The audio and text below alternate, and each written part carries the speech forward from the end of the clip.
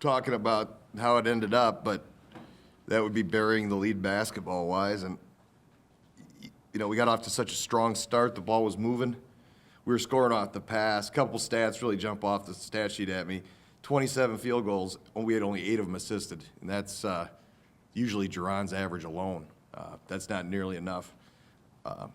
On the offensive glass, we got pummeled. We got just crushed. That hasn't happened very often to us. I thought they made more hustle plays in the second half against us. At a time where we should have been fresh. Heck, we didn't have many guys play a whole lot of minutes in the first half. Looking back, do I play some of those guys with 2 fouls so he keeps some sort of a rhythm going? You know, I thought the reserves did a good job on the defensive end of maintaining the lead until we started getting loose with the ball. Denny's got 2 field goals in the first half, and they're both off turnovers. Again, it was just hard to find rhythm in the second half. We didn't pass the ball as well as we can.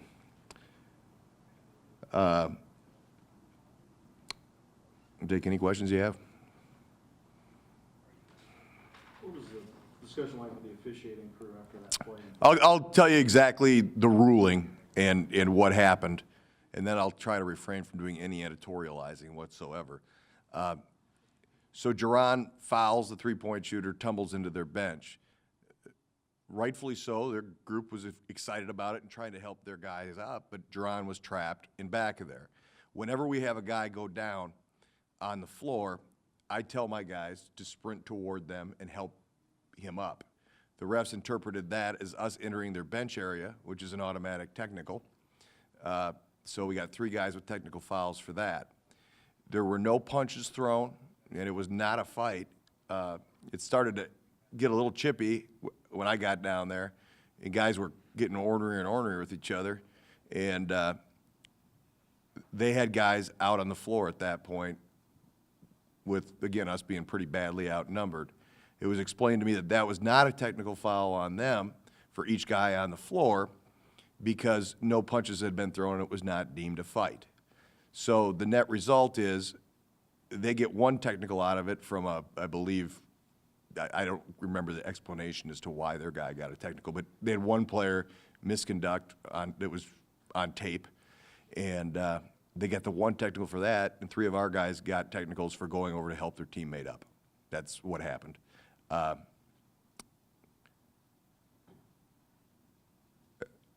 I'll never tell my guys to not help their teammates up, ever, especially when they think they're in danger. And that's, you know what, maybe they overreacted, maybe I've been coaching for a while, and I haven't seen it happen like that.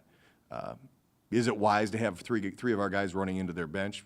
Probably not, but is it wise to help your teammate out of that situation?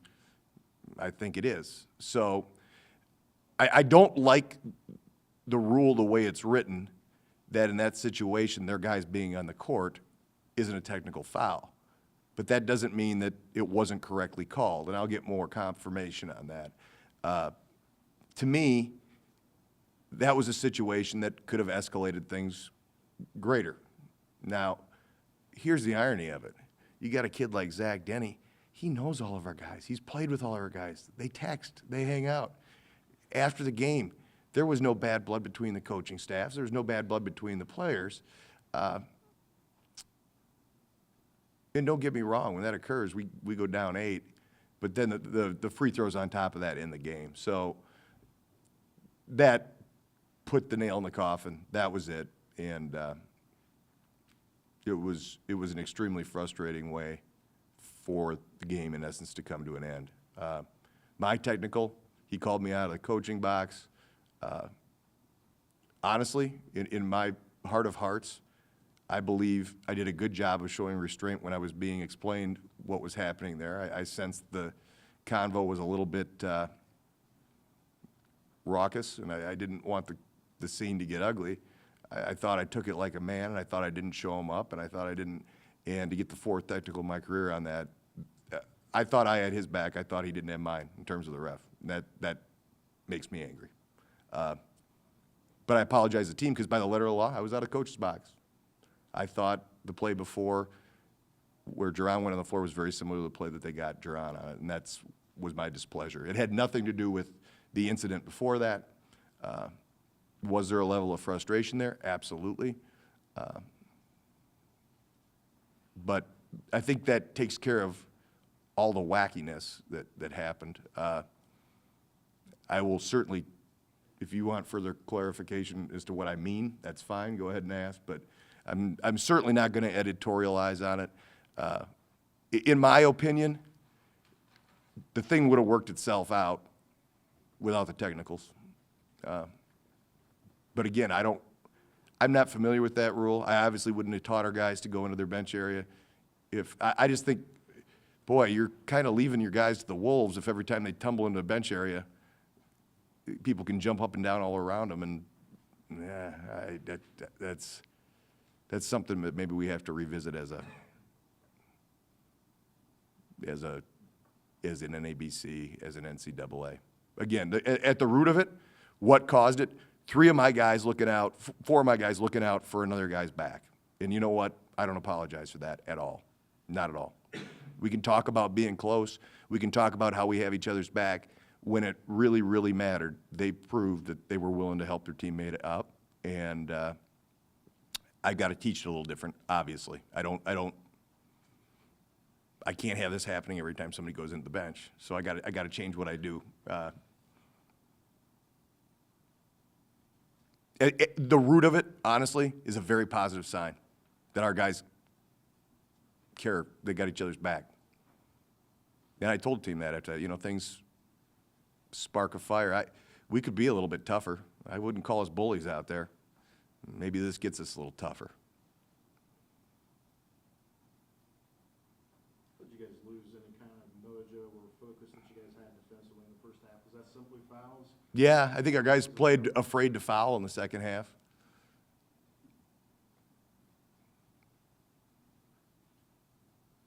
I thought it's hard to sit for as long as some of those guys do and rev the engine back up, but we certainly have to learn to do it because it's not going to be the last time it happens.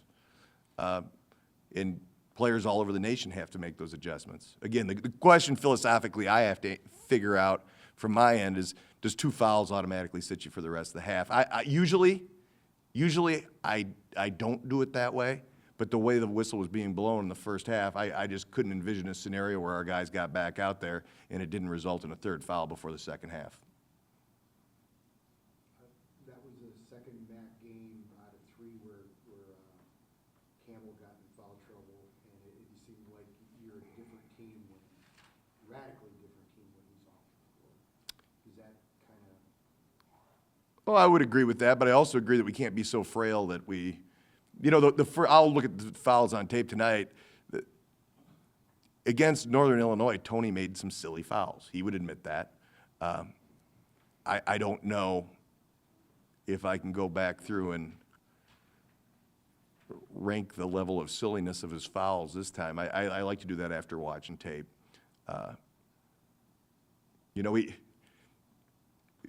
What are your alternatives? I mean, I guess the way I think, and maybe it's served me well over time, but it doesn't always serve me well at one given moment, is what you do is you teach your guys to play without fouling. That's the angle. Do you go zone? Well, okay. They got a lot of fouls drawn on the offensive glass after they got a rebound, and I've seen us play zone defense, and we're not a great rebounding team out of that. Does that solve the problem? Not necessarily. The one thing that solves the problem altogether is keep trying to teach our guys to play without fouling. And last game we did a great job of it. So you progress. You take responsibility. Did we commit those fouls? You didn't see me complain a lot in the first half. I thought we fouled a lot. I did. Thought a lot of them were on goofy type plays, where it's a rebound and we just, maybe we were a step slow. Maybe they were the aggressor. But we've got to get tougher that way, and I don't think there's any question about that. Anything else? How does the approach change? I guess how does the game plan change if you got so many reserves on the floor together, playing so many minutes in that first half. Well, we bogged down offensively completely. I mean, and, you know, when you're sitting on that bench looking for reasons for the coach to put you in there, you got to give reasons to. We need to have guys step up in that situation. And, again, maybe the other alternative is for me to keep running, you know, maybe you take Treg and Kenny and treat them as one guy, you know, so one of them has 3 coming in the half, one of them has 2. But I certainly thought we had a chance for some guys that are starving for some more minutes to seize some of those minutes tonight. And Reed took a nice step forward, but I didn't think we got a lot else. I think it was a little deflating, or I guess for you personally, was it a little bit deflating to see Kenny get off to such a nice start, and then, you know, because of fouls, have to see so much time on the bench and not really get it going again after being scoreless against Ball State? Yeah, sure felt like a fire was starting for a while there, but again, we figure out how to not foul. It hasn't been something that has been a problem all year. It's been a problem that's spurted up in certain games, and all coaching is trying to get better at little things, trying to improve, and that's certainly an area where we have to improve.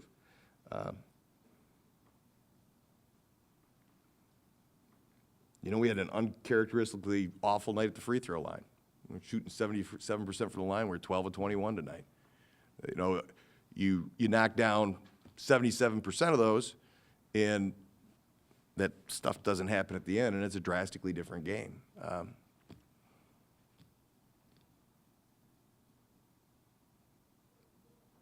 That's, you know,